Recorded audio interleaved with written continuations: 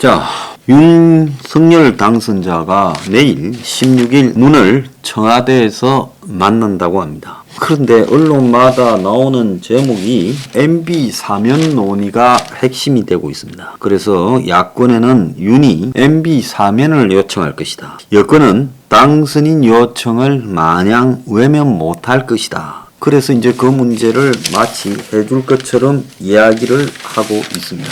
자, 그런데 저는 MB 사면을 과연 윤석열이 이야기를 문재인한테 첫 만남에서 할 문제인가? 그건 조금 천천히 해도 된다고 봐요. 인수위 2달 동안에요. 지금 윤석열 주변에 많은 MB 출신 사람들이 포진해 있는데 그런 영향을 받았고 윤 또한 MB 계보 출신들의 지지로 동당 내부에 국민의힘당 내부에 대통령이 되다 보니까 그런 어떤 부분을 핵심 과제로 문을 만나서 이야기한다. 저는 이 매우 잘못됐다라고 보고 있습니다. 지금 윤석열 당선인이 문가리를 만나서 해야 될 말은 고작 MB 사면이 아니라요. 어떤 사람한테는 MB 사면이 쥐를 무슨 고위직에 앉혀주고 공천을 줬던 은인이라고 생각할지 모르지만 국민 다수는 MB가 사면되지 못하고 있는 부분에 대해서 본인의 잘못도 크다고 생각을 하고 있습니다. 박근혜 전 대통령은 소극적 부패라면 MB는 적극적 부패가 분명히 있었던 것은 사실입니다. 자, 그렇다면 이걸 이야기를 하더라도 화합 차원에서 좀 천천히 해야지 첫 만남에서 윤석열이 이 문제를 들고 가가지고 문한테 이야기하는 핵심 주제가 된다면 문이 마치 윤한테 커다란 은혜를 베푸는 듯이 이 문제를 들어줄 거 아닙니까? 문가리가 지난 정권들의 적폐를 청산한다면서 적폐 청산 차원에서 온 사방을 다 건드렸죠. 오래 묵은 비리까지 다 끄집어내서 MB를 깜빵에 보냈었어요.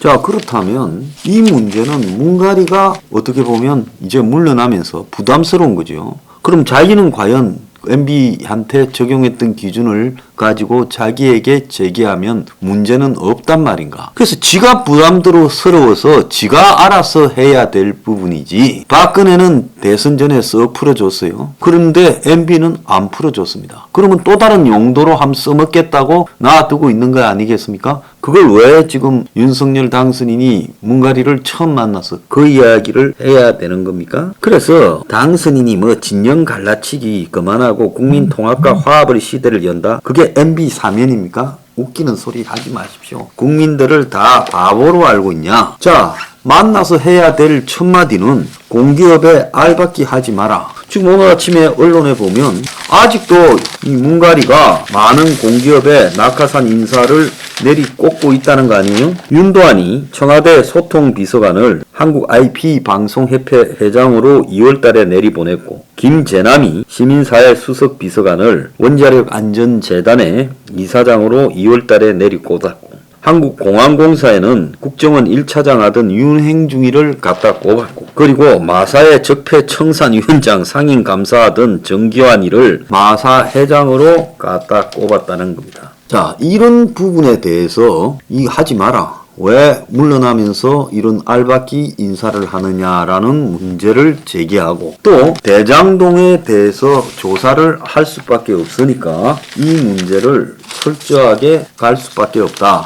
그래서 현 정권이 있을 때도 지금 검찰이나 경찰을 아직까지 문가리가 통치하고 있지만은 이 문제를 제대로 처리해 달라라고 이야기를 해야 되지요. 자, 농민운동 하던 사람이 마사의 회장이 됐다? 마사 회장 내 잘 알아요. 옛날에 뭐 가톨릭 농민회 운동했던 사람이에요. 자, 그런 사람을 이제 마사 회장으로 꼽는다? 이게 맞는 일이라고 보십니까? 자, 한편으로는 대장동 관련해서 수사 진행 부분이 경기 남부경찰청이 대선 후보 사건 원칙대로 수사하겠다. 그래서 이재명 관련해서 해경군 김씨 의혹, 대장동 개발사업 특혜 의혹, 성남FC 후원금 의혹, 장남 불법 도박 성매매 의혹, 부인 김혜경 법인카드 유용 의혹, 경기주택도시공사 GH 합숙소 관련 의혹 이런 거를 지금 수사 대상으로 하고 있고 윤당선인 관련해서는 양평 공흥지구 개발 특혜에 장모가 걸려있다. 이렇게 돼 있어요. 자, 그래서 경기 남부경찰청이 14일 기자간담회에서 대선 결과와 관계없이 납득할 수 있을 만큼 수사하겠다 했는데, 이 말의 의미는 이재명 쪽의 수사에 힘을 좀 실어보겠다라는 걸로 보입니다. 자, 그래서 대장동 관련해서 야당이 지금 특검을 하자라고 말하고 있습니다. 자, 그렇다면 당연히 국민의힘당은 특검에 응해야 되고요. 그 다음에 문가리가 특검을 임명하지 않겠습니까? 그러면 야당이 돼버린 현 여권 입장에서는 이제 문가리가 있을 때 특검을 정해서 임명해서 자기 쪽 사람으로 해야 유리하다라고 생각하는 측면이 있겠지요. 자, 그렇다 하면 지금 윤석열 입장에서는 대장동 사건과 관련해서 이거는 현 정권에서도 수사가 진행이 될 부분인데 특검이 될 수도 있는 문제인데, 이 문제는 명확하게 처리되어져야 되지 그냥 넘어갈 수 없는 부분이 있다. 나중에도 언제든지 문제가 될 수 있다라는 부분을 이 문가리한테 분명히 이야기하고 공정하게 처리하라고 말을 해야 될 문제죠. 자, 그리고 또 문 정권의 여러 가지 비리나 지금 잘못들에 대해서 증거인멸에 깊이 들어가고 있는 것처럼 보입니다. 그래서 각종 주식이나 펀드 관련 사건에 대해서 급속히 마무리해가는 느낌이 드는데, 이런 부분에서도 증거인멸에 대한 이야기가 안 나왔으면 좋겠다라고 분명히 지적을 해야 되지요. 지금 장하승이가 동생이 운영했던 디스커버리 자산운용 환매 중단 사태와 관련해서 장 대사가 이 펀드 판매에 개입한 걸로 밝혀졌다고 언론 보도가 나왔습니다. 정책실장을 지낸 장하승이가 개입한 게 드러남으로써 기업은행이 왜 신생펀드, 즉 자산운용회사의 신생펀드를 필사적으로 판매했느냐는 의문이 해소되고 권력형 비리임이 사실상 드러나고 있는 거죠. 그래서 이 디스커버리 자산운용이 투자한 미국의 다이렉트 랜딩 대표이사가 작년 8월 달에 금융사기 혐의로 미 연방 검찰에 체포됐고, 디스커버리 자산운용은 이 대표이사에게 개인 보증을 받고도 채권을 행사하지 않아서 500만 달러의 회수 기회까지 놓쳤다라고 알려지고 있습니다. 그런데 장하승이가 디스커버리 펀드 판매에 개입해서 영업사원 역할을 했다. 자, 국민의힘 김기현 의원이 지난 2020년 국감에서 대사님이 설립했던 고려대 내 기업지배연구소 기금, 이 기금을 디스커버리 펀드에 투자한 적이 있었죠라고 하니 장하승이가 그렇습니다라고 시인했고, 대사님이 한국금융학회 기금관리위원장을 맡고 있을 때 이 디스커버리 펀드에 투자한 게 맞지요라니 장 대사가 네 하고 실토를 했어요. 그래서 김기현 의원이 기재부가 지분 53%를 가진 기업은행이 대사님 동생이 설립한 디스커버리 펀드를 6,800억 어치나 판매했다. 피해자들은 기업은행이 상품을 팔 때 장하승 동생 회사라고 홍보했다. 그래서 대형 국책은행인 기업은행이 신생 사모펀드를 대규모로 판매한 것은 당시 청와대 정책실장이던 장하승과 연결되지 않았으면 불가능했을 것이다 라고 이렇게 지적을 했어요. 장하승이가 소액주주운동을 참여연대 등에서 시작을 했고, 자, 그럼에도 불구하고 본인이 연구소 기금 8억을 디스커버리 펀드에 투자했고, 또 자기도 2015년부터 1년간 회장을 지낸 한국금융학회 동생 펀드 가입을 요구했고, 이 학회 기금관리위원장을 맡고 있을 때 2억 정도를 투자한 걸로 알려졌고, 명백하게 이해상충을 한 거 아니에요. 그래서 경제정의를 입으로 달고 있으면서 이런 것들을 지키지 않았다. 자, 기업은행이 2017년부터 2년간의 디스커버리 펀드 2개 판매 총액이 1,792억, 약 6,800억 원어치를 팔았는데, 장하승이 동생이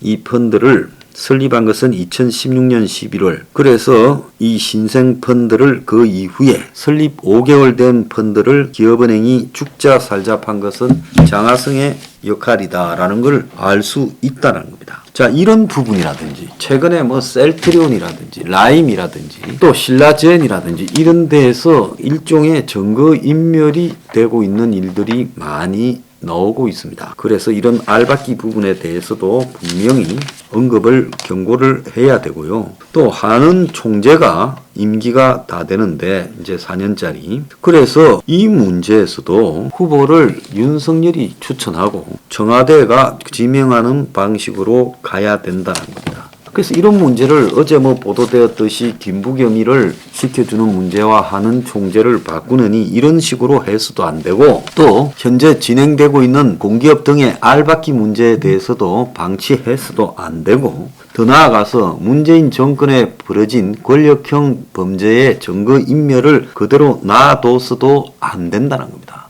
최근에 문가리가 원전 같은 경우에도 다시 원전의 중요성을 강조하면서 뻔뻔하게 나오고 있어요. 거기서 태양광, 재생에너지 관련해서 엄청난 비리가 벌어진 겁니다. 그래서 문가리하고 퍽퍽하더라도 문가리 정권에 대한 청산의 문제와 대장동 특검 문제, 알박기와 한국은행 총재 문제 등에 대해서 후임 정권으로 다 넘겨달라고 냉정하게 이야기해야지. 지금 MB 사면 문제를 거기 들고 가서 이야기하고 그것이 마치 주제일 것처럼 언론에 대문짝만하게 나오는 것이 옳으냐는 겁니다. 국민 정서를 고려하기 바랍니다.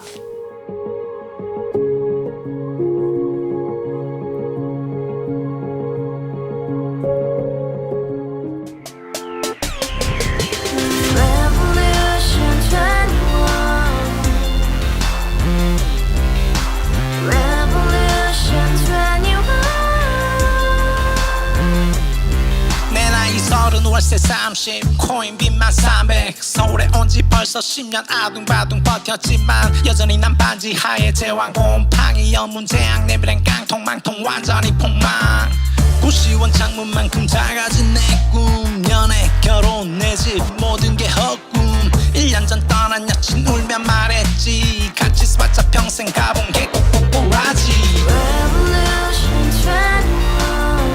가바후스 700 나도 소유주 가바후스 700 나의 소유주 택시기사 우라부지 마트캐셔 울어무니 우리 집안 다 털어봤자 후줄 그래 개선민 내 미래 거기서 팍 끝난 거지 팍 더 이상 노력 따윈 괴물이 스펙 찾아서 말리 비오는 날 알바 잘려 맨날 학원 날 개쳐 발려 밤비 내리는 양화대교 홀로 걷고 있을 때 현수막에 아로 새겨진 평당 700짜리 아파트 다같이 소리 질러 혁명 21 가바후스 700 나도 소유주 가바후스 700 나의 소유주 live together in the house, brand new day, and your dream had just begun. Revolution 21, only open happiness. 너의 곁에 내가 영원히 함께. 지금까지 정치인들 입만 열면 찝찝찝 개소리 멍멍멍 쳤다 하면 뻥 잘난 부모 만나 잘난 학교 나오면 뭐 하나 우동살이 꽉 찬 대가리 깡통 소리 텅텅 저 푸른 초원위에 그림 같은 집을 짓고 평상 4천 팔면 뭐해 평생 살 수 없는